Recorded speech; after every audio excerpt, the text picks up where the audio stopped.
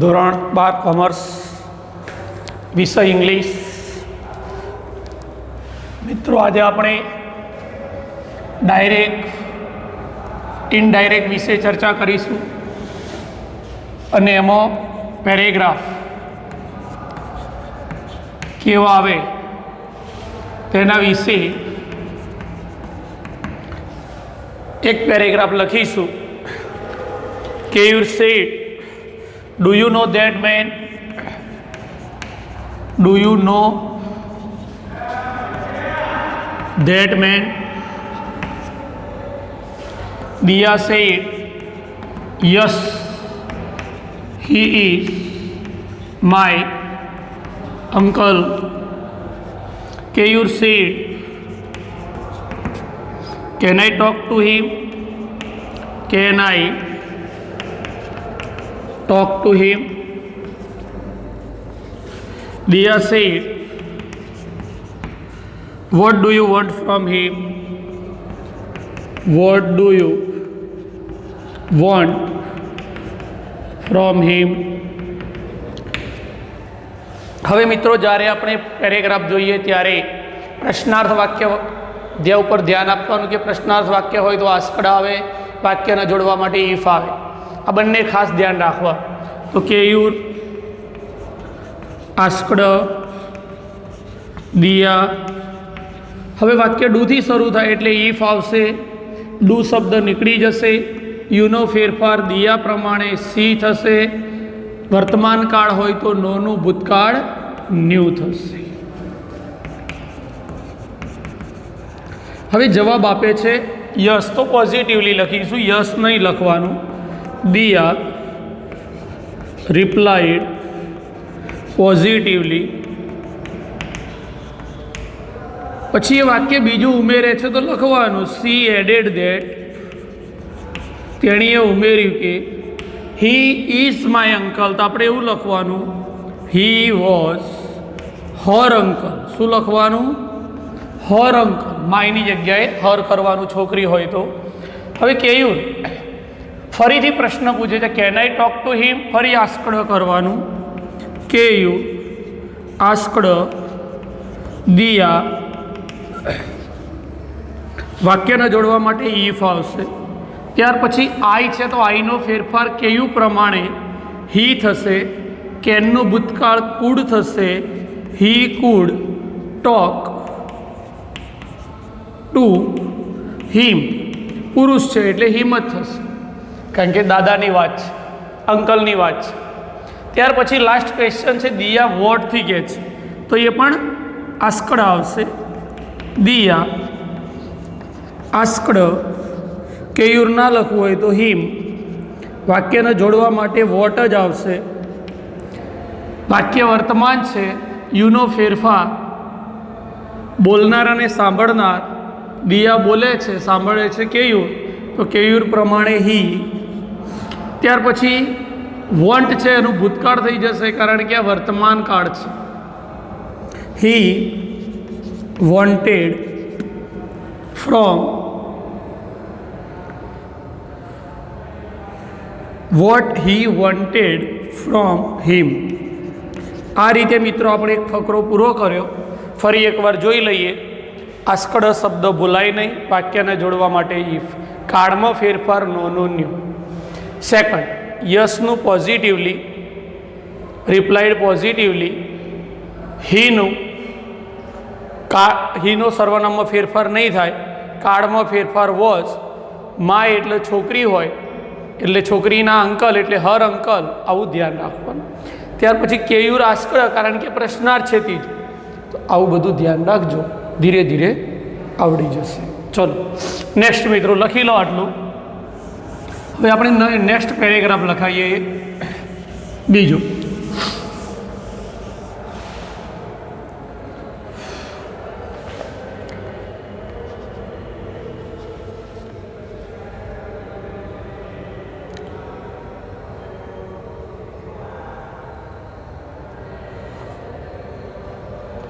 The visitor said, how beautiful, how beautiful. The sun temple looks. The sun temple looks. વાક્ય ઉદ્ગાર છે મિત્રો, આ ધ્યાન આપજો. The guide said, I am proud to be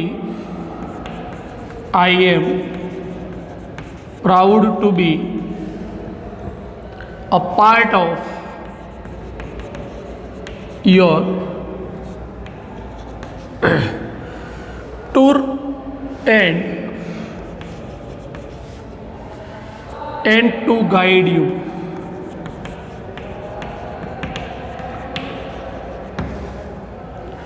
The visitor said, what about your fees? What about your fees? The guide said, 50 rupees per person. 50 rupees per person. ચલો મિત્રો, નીચેનું લખાઈ ગયું. હવે આપણે આગળ લખાઈએ બીજો ફકરો.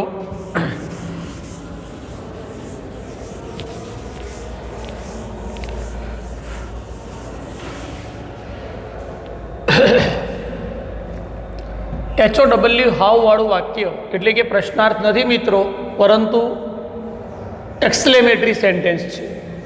તો the visitor exclaimed with.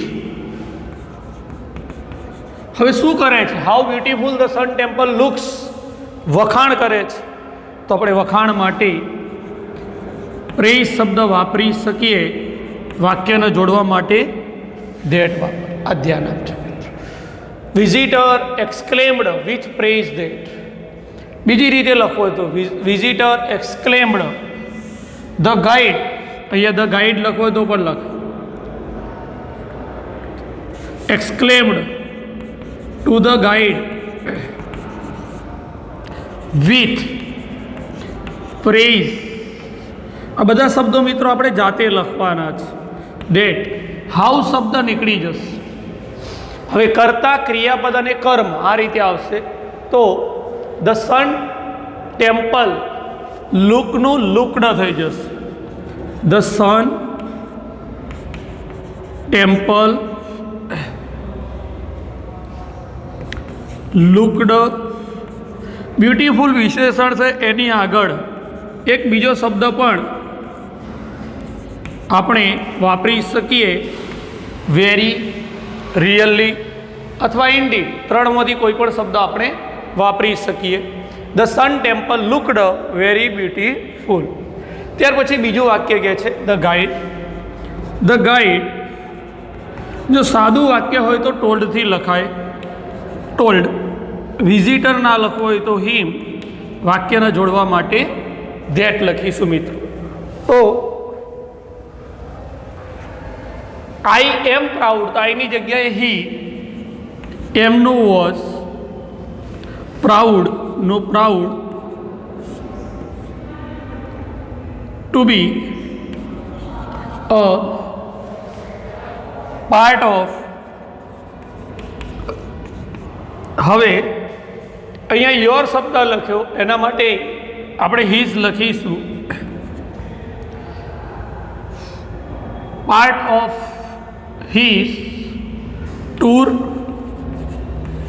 And to guide.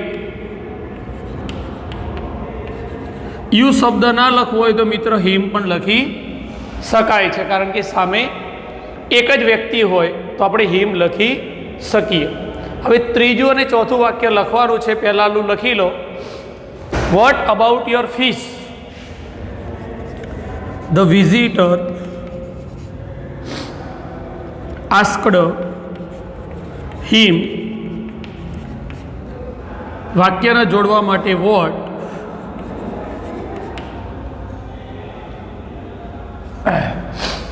About your fees.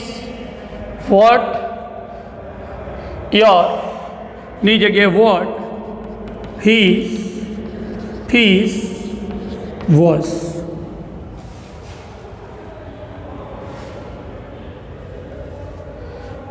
What his fees was.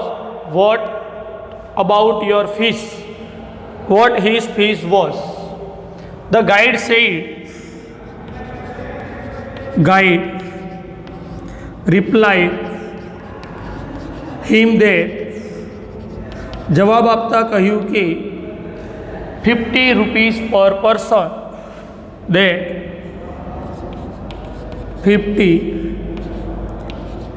rupees પર પર્સન. આ રીતે મિત્રો આપણે બે ફકરા કરાયા. લખી લો નોટબુકની અંદર.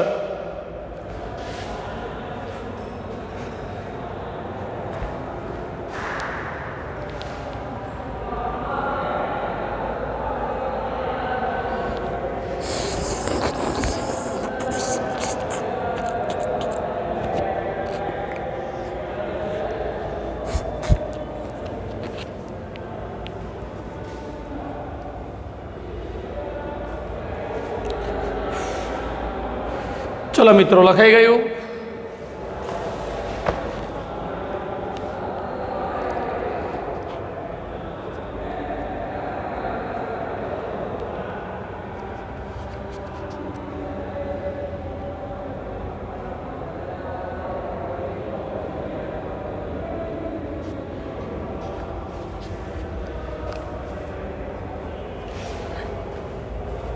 लखी लेजो मित्रों. હવે આપણે થર્ડ પેરેગ્રાફ ચલાવીએ મિત્રો. ત્રીજો પેરેગ્રાફ. તો લખો note number. Third number. What is your name? What is your name? Said mister Patel.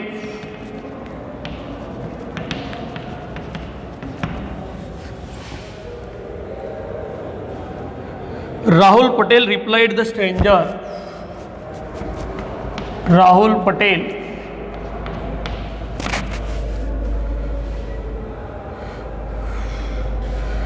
Rahul Patel replied the stranger.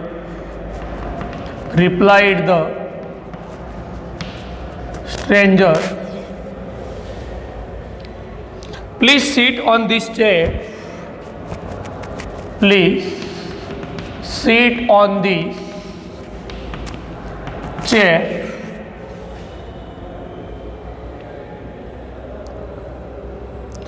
And tell me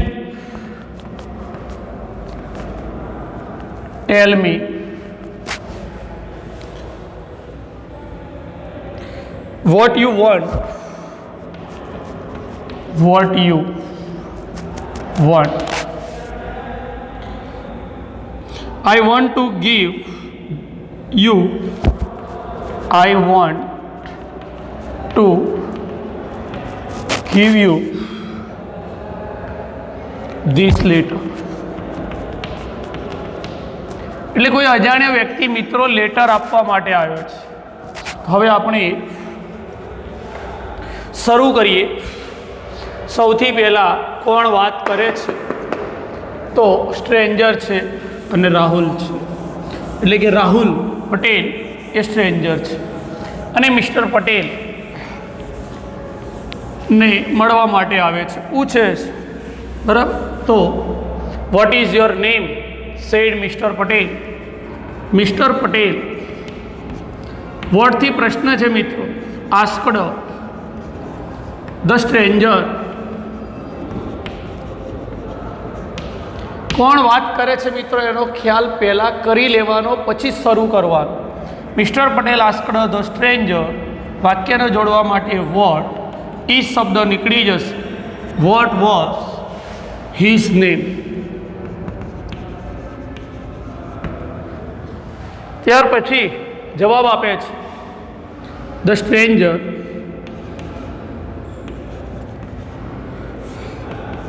the stranger replied that. Rahul Patel નહીં લખવાનું. he was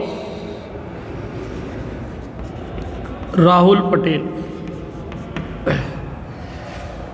મિસ્ટર પટેલ, મિત્રો અહીંયા ખાસ ધ્યાન રાખજો, પ્લીઝ શબ્દ આવે તો પ્લીઝ શબ્દ નીકળી જશે, તેની જગ્યાએ રિક્વેસ્ટેડ આવશે. મિસ્ટર પટેલ રિક્વેસ્ટેડ હિમ, વાક્યને જોડવા માટે ટુ આવશે કારણ કે વાક્ય આજ્ઞાર થશે.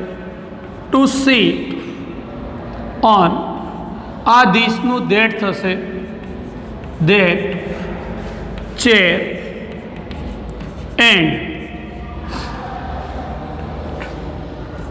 ટેલનું ટોલ્ડ, મી છે એનું હિમ, ટોલ્ડ હિમ